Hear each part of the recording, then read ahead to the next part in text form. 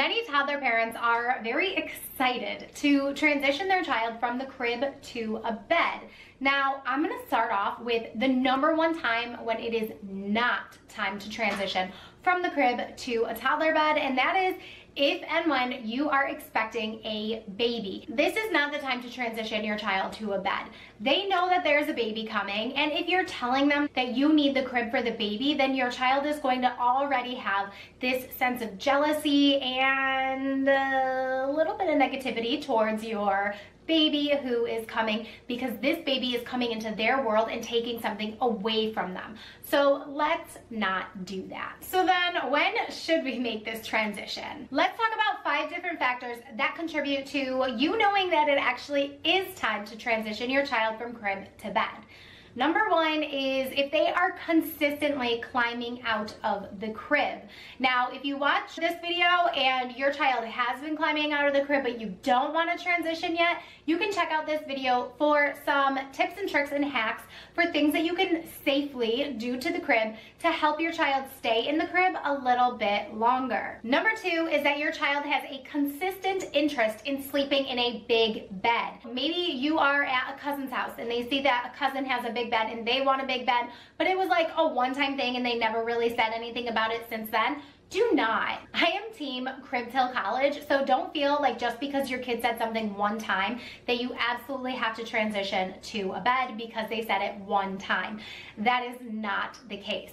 The only time that you absolutely need to make this transition is if they are consistently saying that they want a big bed. And yes, that means that your child should have the verbal skills to be able to verbalize that to you. Number 3 is that your child understands boundaries. They have this sense of maturity, and I know it sounds crazy when we're talking about toddlers and preschoolers, but if they have a sense of maturity and they understand rules and boundaries. Something that I always encourage my clients to practice doing before they make this transition is having your child practice using an okay to wake clock. Something that is telling them if it's red, you're in bed, if it's green, you can be seen, and that they cannot call for you until the light is green, unless of course there's an emergency, in which you will explain to your child what an emergency really is.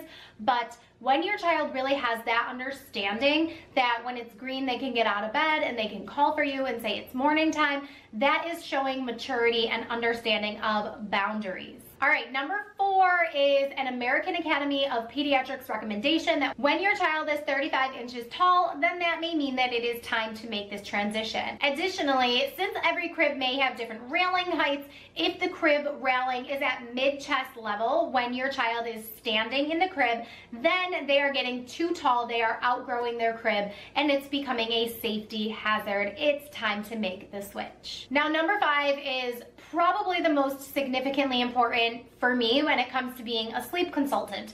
So you need to make sure that your child has positive and consistent sleep habits and a great sleep schedule before you make this transition. Many parents will come to me saying, hey, we transitioned from a crib to a toddler bed because they stopped sleeping well in the crib, and we thought that it was because they wanted more space and they wanted to spread out. Guess what? No, that is not true, and it is not productive, because then you are giving your child who has poor sleep habits all of this freedom and free reign of the house.